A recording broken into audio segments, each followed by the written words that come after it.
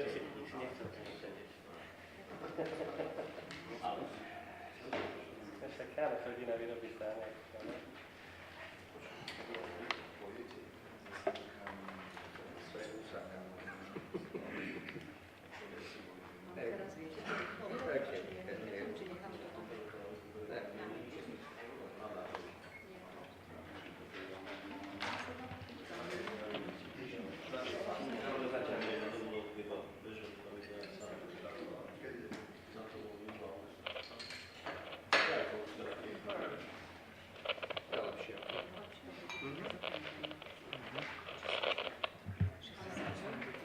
Dobre, pripravme sa.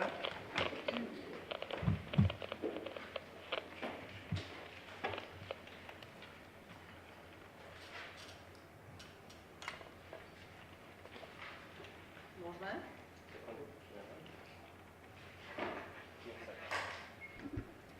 Dámy a páni, vítam vás na tlačovej konferencii Národnej banky Slovenska.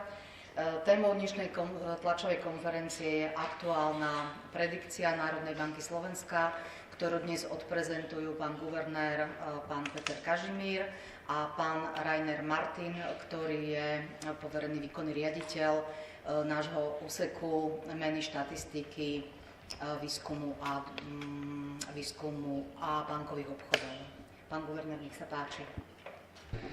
Ďakujem, prajem vám všetkým príjemný a dobrý deň tu na pôde Národnej banky Slovenska. Dnes by som vám rád prezentoval našu novú alebo najčerstvejšiu prognozu. Ak by sme mal nejakým jednou vetou charakterizovať, tak asi následnou vetou, že nič nového pod slnkom, všetko po starom. Je to vlastne taký typ prognozy, ktorú milujú analytici, keď nemusia v podstate v zásade meniť trendy a keď sa vlastne potvrdzuje, že ich predchádzajúca prognoza sa veľmi nemýlila. Ale táto prognoza a prezentácia tejto prognozy sa ešte predsa líši v jednej veci, a to v tej, že je to prvá predikcia Národnej banky Slovenska bez viceguvernéra Ľudovita Odora. A preto som tu dnes veľmi rád by som tu privítal Rainera Martina a nášho anglicky hovoriaceho kolegu, ktorý je šéfom výskumu a dnes v dnešnej situácii aj povereným výkonným riaditeľom a aj hlavným ekonomom Národnej banky Slovenska. Takže ale vráťme sa k samotnej predikcii. Ako ste si určite všimli, inflácia potom, ako dosiahla svoj vrchol na jar, tak pokračuje v poklese, potvrdzujú to jednotlivé čísla za jednotlivé mesiace. Podľa nás spomaľovanie rastu cien bude pokračovať ako v tomto roku, tak aj v nasledujúcich 2 rokoch. Pod úroveň 10% by sa mala inflácia dostať ešte v tomto roku, čo je podľa mňa veľmi pozitívna správa, a samozrejme najmä pre tie najzraniteľnejšie skupiny. Podľa našich odhadov by sme tú medziročnú infláciu mohli dostať niekde ku koncu roka niekde na úrovni 6-7%, ale pravdou je, že pod 5% by inflácia mala klesnúť až v ďalších mesiacoch budúceho roku. Všetko to ale znamená, že v tomto roku sa zastaví prepad reálnych príjmov a už od budúceho roka ostane v peňaženkách našich domácností, našich ľudí oveľa viac. Takže mzdy od budúceho roka porastú viac než inflácia a to konečne samozrejme uľaví rozpočtom domácností a podľa nás to aj zlepší domácu spotrebu. Treba však povedať, že popri týchto relatívne dobrých informáciách si treba uvedomiť, že stále pretrvávajú aj riziká, ktoré rast cien môžu opätovne zrýchliť. Tou najväčšou neznámou pre budúci vývoj cien sú regulované ceny energií, pretože skôr alebo neskôr bude musieť prísť k stretu s realitou a k zreálneniu s cenami na svetových trhoch. Určite viete, že náš regulačný vzorec, model regulácie vlastne cien znamená ako keby opozdený efekt pôsobenia trhových cien na tie regulované, čo v situácii, v akej sa nachádzame, dnes znamená, že sa nám predĺžujú ako keby tlaky na vyššiu infláciu v ďalších rokoch. Ale to je momentálne úloha, ktorú práve rieši vláda Ludovita Odora a bude sa, predpokladám, že zaoberať a predstaviť nám aj nejaký ďalší spôsob regulácie cien na dlhšom období. No a ak by som ešte mal hovoriť o nejakom riziku, tak sú to určite ceny potravín aj vo vzťahu k situácii napríklad na Ukrajine z posledných týždňov, ale aj vo vzťahu k vývoju počasia v Európe alebo globálne vo svete. Samozrejme tento očakávaný opäť vrchol rekordných teplôt naprieč zemegulou by mohol spôsobiť nedostatok potravín a následne samozrejme tlak na rast ich cien. Ak by som sa ešte zastavil pri raste ekonomiky, tak to vyzerá aktuálne tak, že tento rok o sile rastu ekonomiky rozhodne export a investície. Na domácu spotrebu, na spotrebu domácnosti sa naozaj v tomto roku nemôžeme spoliehať. Vidíme to už či už na základe spolívosti domácnosti, ktorá dosahuje historické minimá. A samozrejme s vysokým rastom cien sú spojené vysoké tlaky na prerozdeľovanie disponibilného príjmu a na uskromňovanie v podstate spotreby ako takej. Ak hovoríme o investíciách, tak hovoríme teda nie len bohužiaľ o súkromných investíciách, ktoré tiež spomalujú, ale hovoríme o vládnej spotrebe a o verejných investíciách. A to už je chronická Achillová päta našich verejných financií. A s touto bolesťou a s touto chorobou bohužiaľ sa chronicky spája aj naša neschopnosť, alebo relatívna neschopnosť míňať európske peniaze, či už z minulého programového obdobia, ale bohužiaľ táto kritika sa týka aj relatívne nového plánu obnovy. Pretože aj v európskych štrukturálnych fondoch, aj v pláne obnovy, ako uvidíte na grafoch, zaostávame v čerpaní zdrojov na investičné projekty, na projekty, ktoré majú ako keby znižovať to naše zaostávanie, či v oblasti konkurencieschopnosti, ale aj kvality života ako takého. Preto vítame ambíciu vlády Ludovita Odora robiť naozaj ako keby prielom v oblasti čerpania štrukturálnych fondov a hlavne v snahe zabrániť prepadnutiu týchto peňazí, čo bola naozaj škoda. Tu by som ja z úvodný som skončil a obraciam sa teda na Rainer Martina s žiadosťou o detailnejšiu prezentáciu.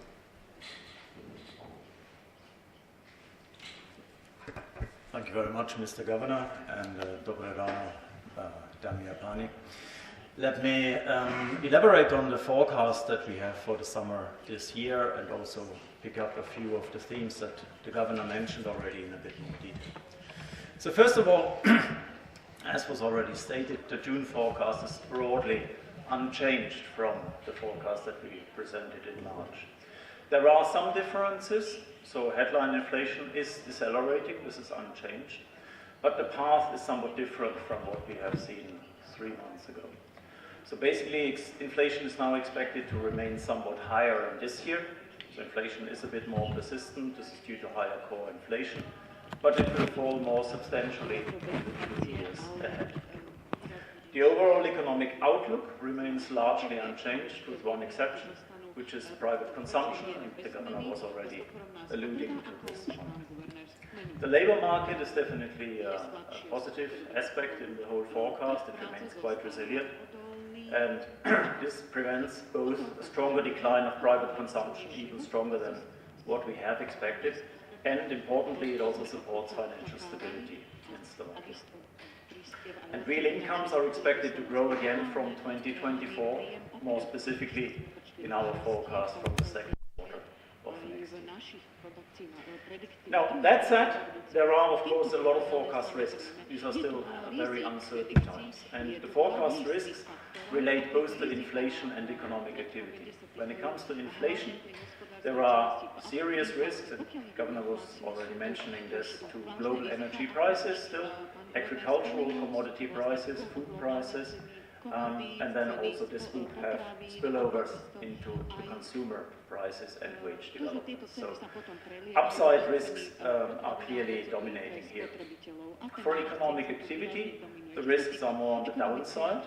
One could be a weaker than expected global growth, then developments in the Russian war against Ukraine, and again, the impact of energy prices could play a role here.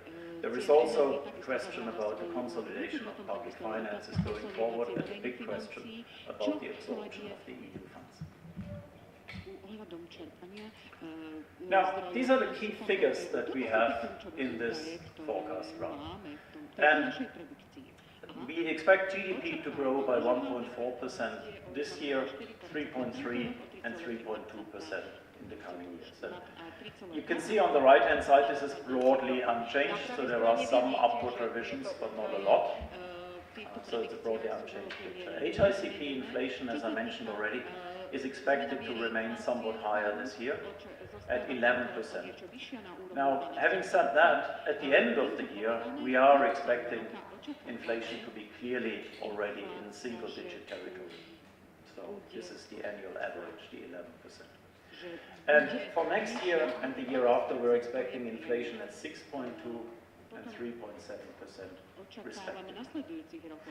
Net inflation, where we take out administered prices, energy costs and food prices, is of course lower, and here we're expecting net inflation to fall to 2.8% by the end of the forecast horizon.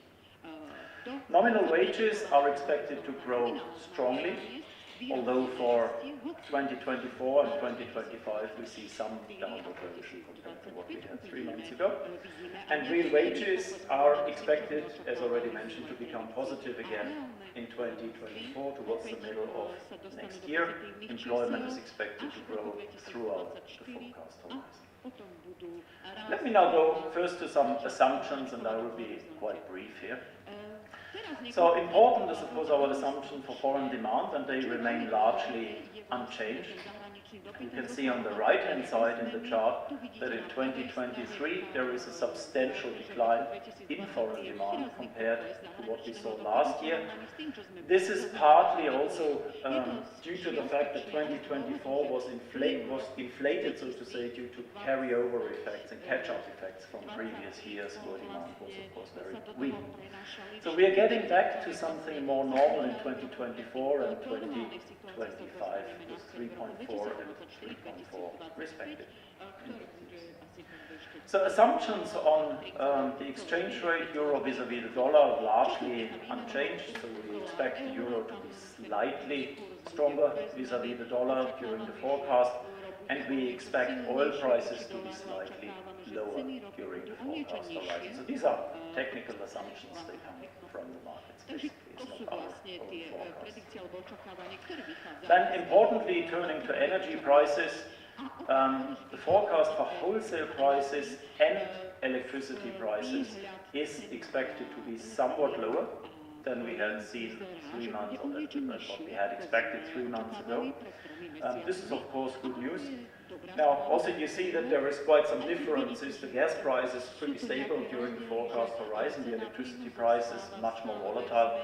This is due to different nature of the market. So electricity prices tend to be more volatile, more ups and downs during the year. But the message is the same. They are expected to be lower than previously thought. Let me turn to interest rates. So on the left-hand side, you see assumptions about the 3-month Euribor rate. Again, this is, of course, this comes from the market, so these are the market assumptions. They see 3 months Euribor now to peak slightly higher than what we had 3 months ago, but just a bit. There's not a big change here. And the yields of the 10-year Slovak sovereign bonds, government bonds, is expected to be a bit higher. Now, just one additional point on this. So this gives you a bit more details on Slovak bond yields compared to other countries in the European Union. And you see some interesting development there. This is a little complicated chart, but on the right-hand side, looking at the right column, you see the bond yield for 10-year sovereign bonds, and you see that Slovakia, which is pretty much towards the right, is now paying more than 3.5% more than Germany would pay for the same kind of security. And in fact, except for Cyprus and Greece, it is now, and Italy, sorry, it is now the country that pays the highest price for sovereign debt. So this is something that has, of course, a lot to do with developments on the fiscal front, and I will get back to this in a minute. All right, let me now turn to inflation. So on the left-hand side, you see developments for overall and net inflation. So again, net inflation is without food, energy, and administered prices. You see the two red arrows pointing down. So both of these metrics have declined. You see a gradual slowdown in inflation from the peak, which we saw in February at 15.4 to 12.3 in May, and this pattern is expected to continue. And on the right-hand side, you have a breakdown where we are also looking at non-administered services, for example, like industrial goods, imported prices. But the pattern is all pretty much the same. So there is a clear downward tendency of inflation in the coming 2.5 years. As I said, it just is a little more persistent than we thought 3 months ago. Still on inflation, let me give you a breakdown where the main drivers of inflation are from. So on the left-hand side, you see the picture for the whole period 2020 to 2025. And you see that in the high inflation years, 22 and 23, most of the increase in inflation was driven by food, that played a very large role, to some extent energy, but also net inflation plays a big role. And in particular, food prices are expected to decline a lot in 24 and 25, but as I said earlier on, of course, there are certain risks surrounding developments in food prices. On the right-hand side, this chart shows you just the changes compared to what we had 3 months ago. And you see that most of the changes, downward changes, come from a stronger downward development in electricity, gas and heating prices. Let me now turn to economic activity and growth. So as we said already, this is broadly unchanged. Economic growth in this year in particular will be driven by net exports, and it will be driven by investments. And as the Governor already mentioned, the EU funds play a big role in this regard. In contrast, we have a dampening effect of consumer demand in the near term, and I will get to this in a minute. In the coming years, this situation will become a bit more balanced again, and we expect that domestic demand will again have more momentum on economic growth. EU funds. So this is a big topic, and the chart gives you here a very long-term perspective on EU funds. You see quite some variation, of course, in Slovakia's absorption over the years. Now, in the years ahead, it is still possible for Slovakia to draw from what is called the multi-annual financial framework of the European Union for the years 2014 to 2020, because this is not closed, so you can still draw funds from this framework, and this is also expected to happen. Well, the better the absorption is, the more of this money can become available. So we have here a technical assumption that we assume about 3% of the total allocation. That would be about 400 million euro would not be absorbed. Now, as we know from recent statements by the government, they have a somewhat more pessimistic view on this. So this is a downside risk to our forecast. And then from 2024, this will be gradually substituted by funding coming from the Resilience and Recovery Plan and the new multi-annual framework starting in 2021. 2 more slides on this topic. This is about the Recovery and Resilience Facility, so another source of EU funding for member states. and we have highlighted here the situation in Slovakia. Yes, well, as you can see, most countries are a little more successful so far in absorbing funding from this facility. Some are also not, but Slovakia is at the lower end of this distribution so far. Let me say a few words also on private consumption, because this is something where we expect some changes going forward. So we had in 2022 private consumption which was exceeding what we had previously. And in the years ahead, this will not remain. So why did it exceed? Go on the right-hand chart and look at the year 2022. You see that there is quite a gap between disposable income and private consumption. So consumption was way above disposable income, so people were obviously drawing down on their savings. This is not something that is sustainable in the long run, so that's why we assume this year a decline in private consumption. And then once real wages become positive again, there will be a normalization and a stronger impact of private consumption on growth. Let me also say a few words on this chart, which shows you three different types of inflation. It shows you the real inflation, headline inflation. This is the dashed black line, HICP inflation. The blue line is expected inflation, and the red line is perceived inflation. Now, the blue line, both of these lines, the blue and the red, were way above the actual inflation, which is not uncommon.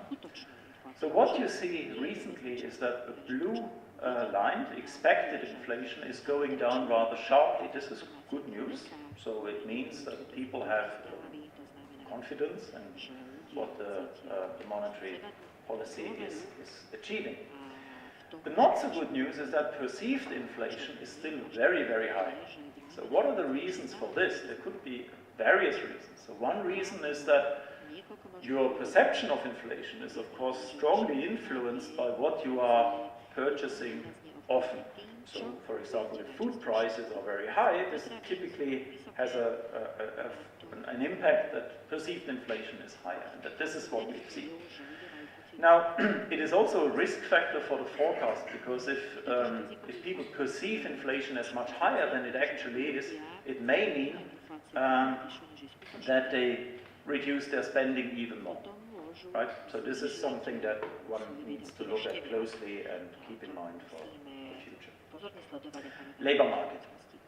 Labor market, as I said already, is definitely a bright spot in this forecast. It's expected to remain stable. We expect employment to grow consistently during the forecast horizon. And looking at the chart on the right-hand side, we wanted to have a breakdown of where does this additional labor actually come from. And two things are striking here. So you see a persistent negative effect of the population in working age. So this has a negative impact on the labor market. And this is compensated, well, partly by a reduction of unemployment and partly by an inflow of foreign workers in Slovakia. Wages are growing strongly, as I said already, but they are still lagging inflation this year.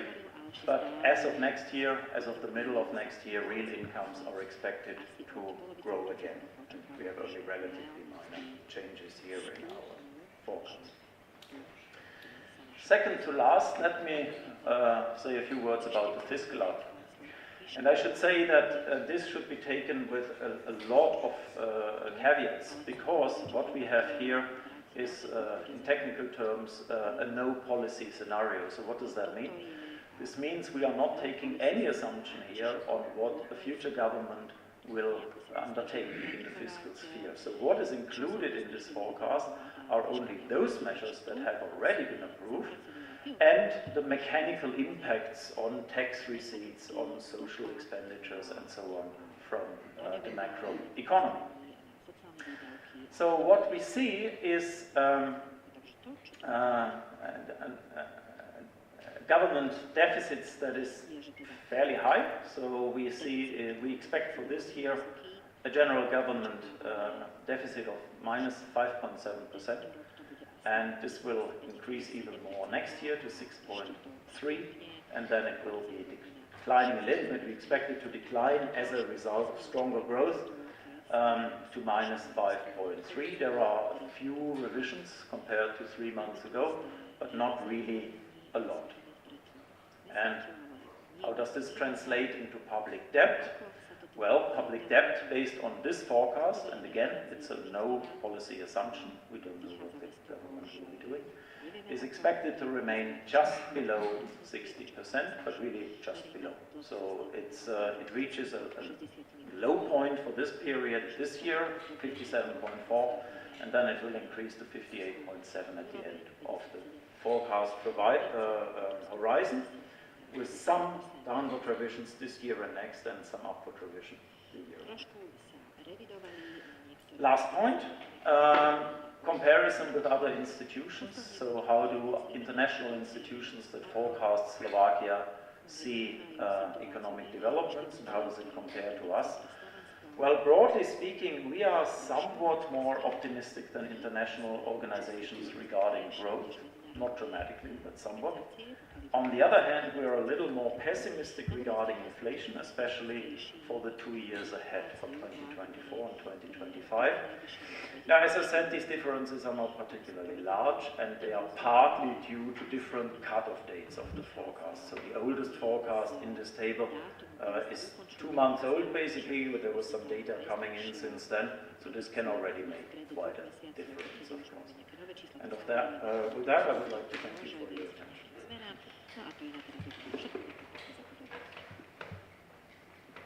Ďakujem pekne pánovi Martinovi. A teraz je priestor na vaše otázky. PA3, nech sa páči. Ako prvá.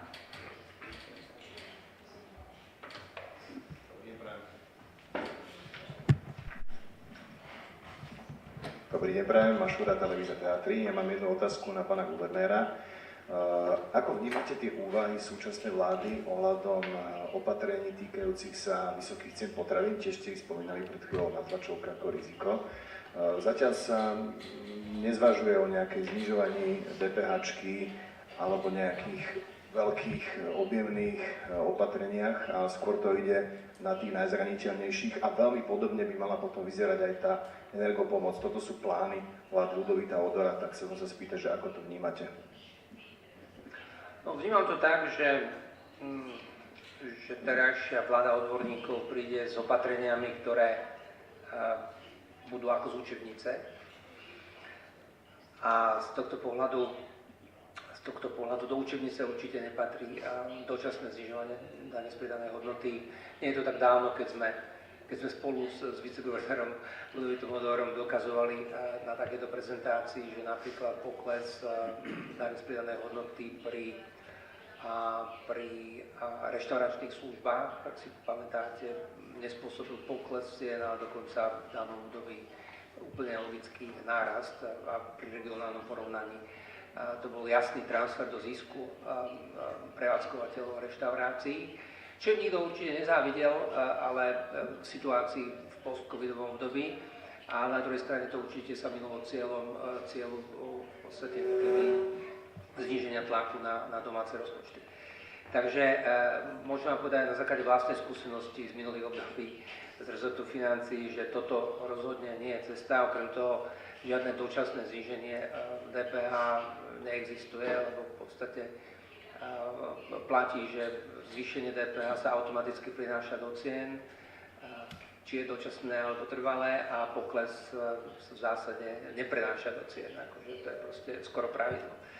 Takže ak by sme sa vrátili k učebniciam, tak tie určite hovoria o tom, že treba mať dostatok údajov na to a ochoty a snahy prísť možno s komplikovanejšími opatreniami, ale opatreniami, ktoré sú cielené na tie rodinné rozpočty, na tie skupiny obyvateľstva, tie spoločnosti, teraz hovorím aj o malom podnikaní, ktoré sú najohrozenejšie. No a v prípade samozrejme nárastu cien v niektorých sektoroch je dobré si aj sledovať rast ziskových marží.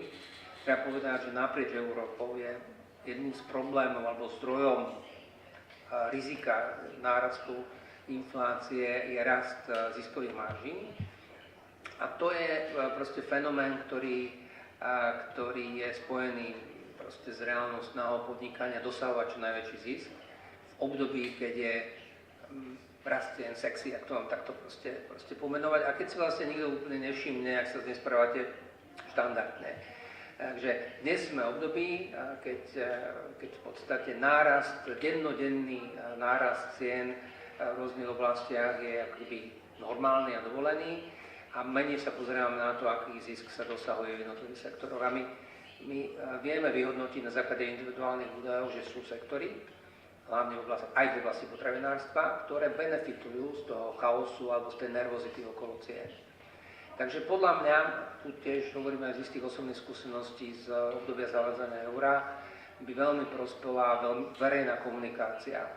Verejná komunikácia možno na mesačnej báze, proste pohybu cien po konkrétnych položkách a skúmanie aj ziskových marží v týchto oblastiach. Nehovorím o regulácii týchto marží, tu som proste ďaleko od takéhoto opatrenia, hovorím o verejnom pranierovaní, ak to chcete, alebo o transparentnosti v oblasti vývoja cien. Pretože vám potvrdí aj ľudia z rezortu pôdohospodárstva, z obchodnej inšpekcie, ľudia, ktorí dennodenne s touto agendou prichádzajú do úvahy, do kontaktu, že často nevedia rozpliesť to klbko v podstate tých problémov, kde sa s cenou manipuluje a kde zodpovedá podstate trhovému rozpätiu a kde už nie. Pretože ďalšie pravidlo, ktoré platí, že ceny rastú automaticky s cenami vstupov, ale keď ceny vstupov klesajú, tak zase už ten prenos naspäť nie je taký rýchly automaticky. To je ďalší jeden z dôvodov, prečo tu máme infláciu dlhšie ako sme chceli. A za tým všetkým je samozrejme konkurencia, ktorá nie je dokonalá. Ďakujem. Nech sa páči, ďalšia otázka, Hospodárske noviny. Dobrý deň. Ja by som sa chcel opýtať ohľadom cien potravín. Je taký index, ktorý sa volá, že United Nations Food Price Index, ktorý v máji klesol 22,1% medziročne. A na Slovensku, keď to porovnáme, medziročne narastli potraviny o 29,8%. A ten rozdiel je tá divergencia medzi tým ako keby vstupovým indexom, to znamená, ktorý berie do úvahy obilniny, olejniny, mäso, proste základné potraviny. A to, za čo sa predávajú potraviny na Slovensku, tak je až 50%. A teraz vidíme aj na vašich grafoch, že potraviny sú akože rúdov olívou, že to je to zlo, ktoré spôsobuje nárast inflácie. A ja sa chcem spýtať, že prečo je to tak, že tá, ako keby tá flexibilita smerom nadol je proste taká spomalená, alebo či to je dané len tým, že tie krivky proste prídu, ten cenový pokles v potravinách príde s nejakým oneskorením, alebo kedy môžeme čakať, že ceny začnú klesať, hlavne ceny potravín. To je jedna otázka a to predpokladám, že sa budete chcieť asi obidvaja vyjadriť k tomu. A ešte mám jednu otázku teda na pána guvernéra. Ja sa spýtam na sadzby, v júni to bolo jasné, v ECBčke ten komentár bol veľmi zaujímavý z vašej strany. Hovoríte, že júl je ďalšia šanca, že pôjdete ďalej hore, asi 25 bodov predpokladám, že chce ECBčka spraviť. Je ten september vzhľadom na to, aká tá inflácia je styky ako stále v hre? Keby ste vedeli naznačiť, viem, že asi nenaznačíte, ale aspoň žmurknite ľavým. Minimálne vám odpoviem. Poprosím Rainera, keby reagoval na tú prvú otázku. Lebo ja som sa z časti už nevyjadril, takže poprosím iný pohľad.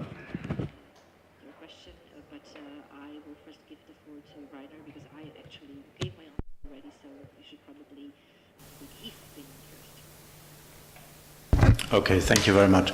So I do not know the details of this UN index, but if it's a UN index, I assume that it's global. And of course, that means it covers a lot of developing countries and lower income countries where typically you see larger swings in food prices than what you would see in a country like Slovakia. So that's the first response. Still weighted index, so... Okay, but weighted probably by size. By size, yes, that's okay. But that's actually strengthens the argument because you have a lot of developing countries where, of course, the size would be very, very large.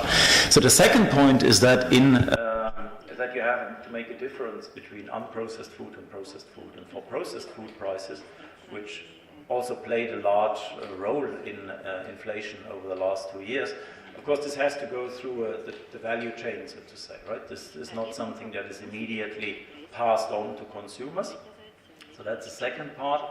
And the third part, of course, is what the governor has already mentioned. There is a big discussion about the profit margins that exist in the industry.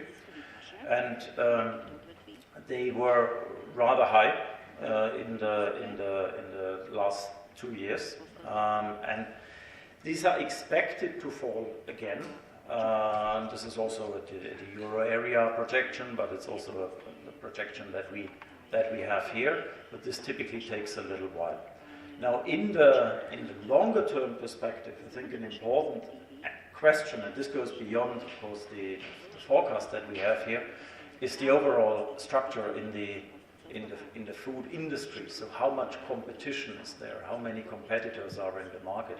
So my home country is Germany, and this is a country where you have a lot of competition in food, in food retail industry. I assume that this is somewhat less here, but this is something that can only be rectified in the longer term. So it is not surprising, I would say, that it takes some time, but let me try and find the chart again, where we have the food price component. So you see that in 2023 it's still relatively high, right? But this is, again, it's the annual average, so it is something that would decline during the year. In 2023, I can give you then the more detailed figures of the food price component later on, if you wish. And for the next 2 years ahead, we are certainly expecting much, much less inflation coming from the food prices. So for 24 and 25, this is around 1%. This is what we are forecasting here. So, in short, the decline is expected to take place mostly during this year, so there will be some pass-on, but there is some lag, of course, and for the reasons that I mentioned. Can I have a supplementary question? Pardon, na mikrofón poprosím, Mario. So supplementary question is, the inflation is measured year on year. So, but this contribution is still positive, about 1%. So do we ever see the drop, like 20% in prices of food, or never ever again? The chleba is drahý forever. Unfortunately, I don't have my crystal ball with me, so I don't know whether we will see this again at some stage. It is possible. I mean, we assume here a rather low food price inflation in the next 2 years. This is mostly in line, of course, with global developments that we see. So the developments on the global food prices, this is the assumption that is behind that, right? So it's very low. I would say this is a normal pattern. It is not something that suggests extraordinary profits or anything like this. So, another supplementary question. So are Slovaks destined to earn salaries of the borderline of the developed world and pay the high prices of the developed world?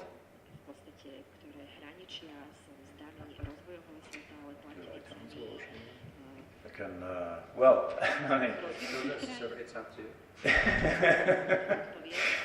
well, basically we have, we're assuming real wages to grow again as of next year, because wage growth is high in Slovakia, and from next year onward, when inflation has dropped sufficiently, we will be in a territory of positive real wages again. And this is something that we expect then also ahead until the rest of the forecast horizon.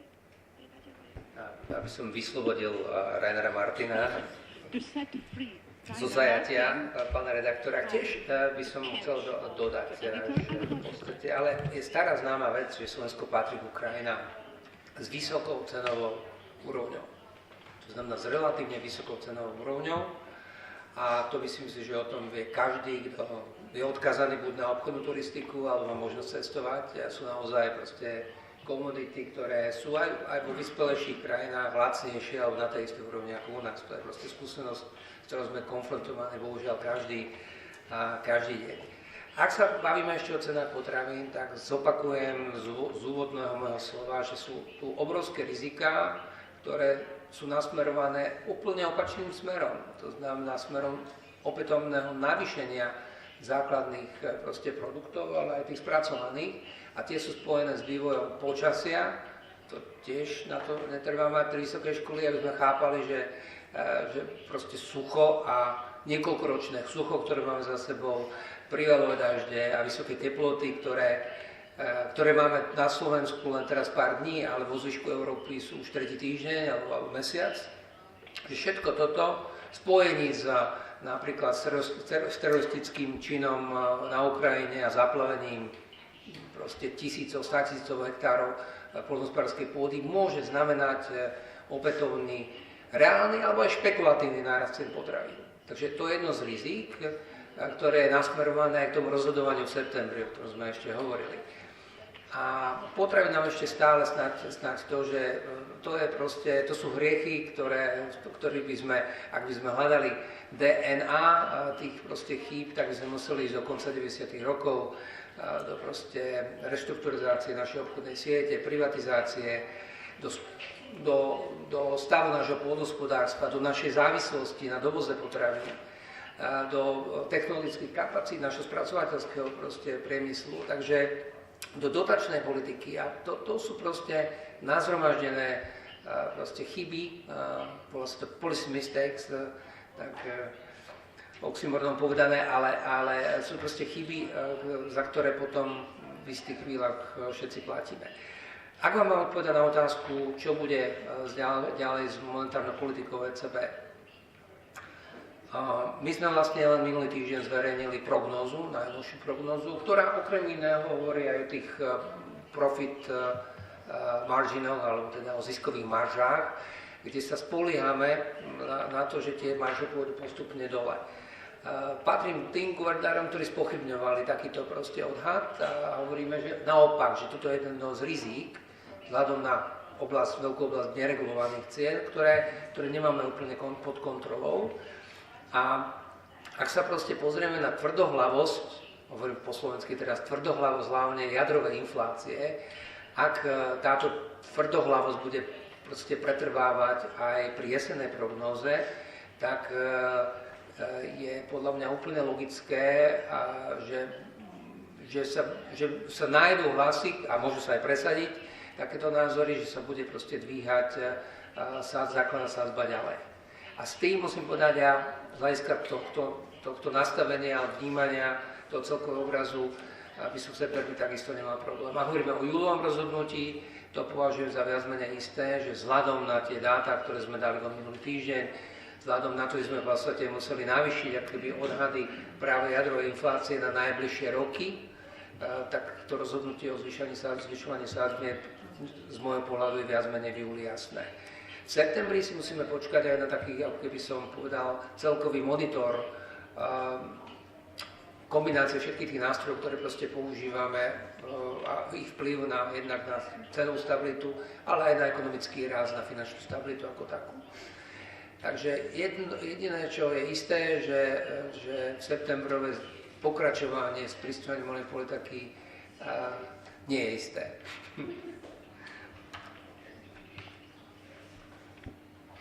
Nech sa páči, agentúra Bloomberg. Ďalšia otázka. Ja by som pokračoval možno v takom zmysle, že čo by sa v tých najbližších mesiacoch muselo stať, pán guvernér, aby ste v septembri súhlasili, dajme tomu s nejakou pauzou v tom zvyšovaní úrokových sadzieb. Ďakujem. potom ešte ďalšie otázky. Úplne jednoducho, museli by sme mať vysokú mieru istoty založenú na aktuálnych dátach a odhadoch o tom, že máme jadrovú infláciu v najbližšom období pod kontrolou. Pretože je úplne jasné, že tá headlineová, tá hlavná inflácia, v našom prípade HICP index, to znamená harmonizovaný index rastu cien, ten bude aj kvôli tzv. Bazickému efektu bude proste klesať. A ten pokles je daný kľúčovo zatiaľ pokojnému vývoju cien energií. To znamená, že tu bude odznievať tento efekt, ale je tu jadrová inflácia, ktorá je očistená od cien potravín a energií. A tu sú proste javy tzv. Sekundárne, tu už hovoríme o raste miest, tu už hovoríme o ziskových maržách, ktoré sú zdrojom ako keby a palivom na rast miest v rôznych sektoroch. A tu hovoríme v podstate o tom, o čom sa najviac obávame, a to je v podstate ako keby špirála, ktorá by sama seba krmila z pohľadu ďalšieho pretrvania rastu cien. Treba si uvedomiť, že čím dlhšie budeme žiť s vysokou infláciou, tým väčšie riziko ako keby odkotvenia očakávaní inflačných tu je. A preto podľa mňa musíme konať a musíme tak konať bez ohľadu na to, čo to môže urobiť s ekonomickým rastom alebo s trhom zamestnanosti. Ešte ďalšia otázka, agentúra Bloomberg.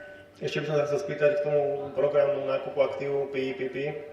Tam je ten vlastne ukončenie reinvestovania naplánované na koniec roka 2024. Opäť, že aké predpoklady by podľa vás sa museli stať, aby ECB prehodnotila tento termín ukončenia reinvestovania? My sa v podstate v zásade nezaoberáme zmenou týchto parametrov. Teraz nie sú na programe dňa. Vy viete, že veľmi transparentne pokračujeme v ako keby znižovaní celkovej bilancie, zastavujeme reinvestície v iných programoch, takže toto je proste veľmi flexibilný pandemický program, ktorý odznieva a ktorý aj z hľadiska kredibility vo vzťahu k trhom má trvať do konca roku 2024. Nech sa páči. Ešte Bloomberg, potom Hospodárske noviny. Raz, dva. A ešte posledná teda aj k tomu programu EPP, tam teda, no ako ste povedali, už čoskoro má dojsť k ukončeniu reinvestovania, či v nejakom bode by ste boli napríklad aj za odpredaj tých aktív, by ste podporili takú možnosť? Ďakujem. Opakujem, že podľa nás celkom úspešne pokračujeme v znižovaní celkovej bilančnej obálky eurosystému. Vnímam to tak, že tento proces nespôsobuje nejaké ťažkosti s likviditou finančného sektoru, nespôsobuje dodatočné nejaké nervozity a to je proste pre nás kľúčové. To znamená, my sledujeme svoj cieľ bez nejakých vedľajších nákladov a to je pre nás kľúčové. A myslím si, že tento model, osvedčený model by sme nemali opúšťať. To znamená, nejaký priamy odpredaj zatiaľ takisto nie je na programe dňa. Nech sa páči, Hospodárske noviny ešte. Ďakujem. Eurozóna sa oficiálne prehúpla do recesie. Na tom júnovom zasadnutí teda to rozhodnutie bolo nekompromisné. Zdá sa, že odhodlanie bojovať s démonom inflácie v útrobách ECB je o mnoho väčšie, ako sa kedykoľvek predtým ľudia mohli nazdávať.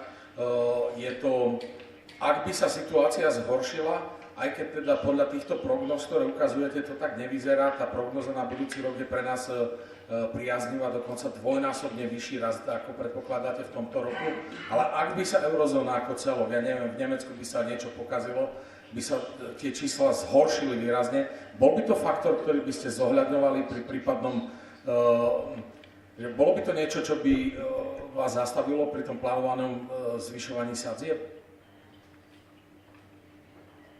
Dávam vám do pozornosti tento graf, to znamená ako keby porovnanie prognóz inými inštitúciami. A tu musím upozorniť, že náš odhad ekonomického rastu na budúci rok je veľmi, veľmi optimistický a zatiaľ založený do veľkej miery na ako keby na abstrahovaní. Abstrahujeme od toho, že to budú parlamentné voľby a že podľa mňa celkom logicky, dúfajme, vznikne nejaký druh relatívne pohodlnej väčšiny, ktorá sa dohodne na tom, čo v politike úplne racionálne funguje, že v prvej časti volebného obdobia sa bude robiť poriadok v krajine. A jedna z prvých úloh, ktorú proste nastupujúca vláda bude mať, je konsolidácia verejných financií. Takže to číslo 3,3 na budúci rok abstrahuje od nejakého zásadného konsolidačného plánu, je založené na tzv. No policy, to znamená bez zmeny politík. Bez zmeny politík znamená deficit verejných financií v budúcom roku skoro o 5 alebo 6%. A to je niečo, čo sa relatívne ľahko napíše do tabulky, ale keď sa už pozrieme na ochotu medzinárodných finančných trhov financovať takúto zábavu, tak tu už môžeme dostať sa proste do problémov. Ja som človek, ktorý verí v trhovú disciplínu. A nie náhodou ste videli graf, ktorý vlastne hovoril o tom, že náš dlh sa financuje na úrovni gréckeho dlhu v posledných dňoch a týždňoch. A to teda v týchto zemepisných šírkách a potom všetkom, čo sme tu pred 10 rokmi pri financovaní gréckeho programu počuli a videli, je celkom podľa mňa zaujímavý moment, ktorý znamená nejaký imperatív a ten imperatív je úplne jasný. My nemôžeme pokračovať touto cestou ako doteraz a to je s pandémiou alebo bez pandémie, s takou alebo onakou vládou. To je proste niečo, čo už zasahuje do fundamentov fungovania ekonomiky, do fundamentov dôvery ako takej. To znamená, odhad ekonomického rastu je z tohto pohľadu veľmi, som povedal, v superlatívoch. A čo by ho malo odradiť, keďže ako člen Rady guvernérov, ale pri všetkej úcte nesedím na stoličke, nech sa to ťažko počúva niektorým politikom ako Slovák, ale ako svoje meno a priezvisko z tohto pohľadu musím mať v prvom rade na zreteli vývoj inflácie v eurozóne ako takej. A to je úplne jasný náš primárny mandát. Tá primárny mandát je cenová stabilita. Aj keď sa každý môže teraz proste sťažovať, kde tá stabilita je, keď tu máme rast cien už druhý rok vlastne po sebe. Vieme o tom hovoriť, čo sú dôvody a príčiny, vieme o tom, že sme tu mali a máme tu generáciu ľudí, ktorá v podstate žiadnu infláciu nezažila a toto je proste reálna skúška, ale pravdou je, že primárny mandát, našou primárnou snahou má byť dostať toho čertíka proste naspäť do škatule.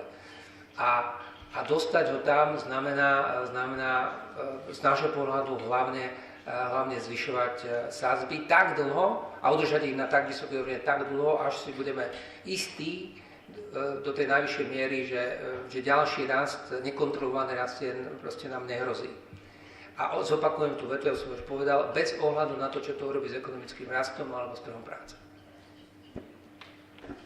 Ďakujem. Nejaká ďalšia otázka k predikcii, k prognoze našej ekonomiky? Nikto sa už nehlási? Ešte by som vám dopovedal, prepáčte, v posledných mesiacoch v eurozóne prevládajú ako keby, a keď sa pozriete na celkový makroekonomický vývoj, ako keby trendy veľkej divergencie. To znamená, vo veľkých krajinách máme relatívne odlišný vývoj. Máme napríklad Francúzsko, ktoré má nízku infláciu, má nízku potravinovú infláciu, nízku energetickú infláciu, má proste, je to typ ekonomiky, pre ktorú sú tieto úlohy ako keby ľahšie plniť, ale evidentne aj management politik zvládli celkom dobre. Sú krajiny, kde rast cien stále odznieva, sú krajiny, kde trh práce a rast miest po 10 ročiach je prvýkrát proste násobný oproti tomu, na čo boli zvyknutí, medzi tie krajiny patrí aj Nemecko. A to je samozrejme spojené aj so štrukturálnymi problémami daných krajín, možno modelom ekonomiky, problémom starnutia obyvateľstva a podobne, alebo nedostatok pracovných síl. Máme tu fenomén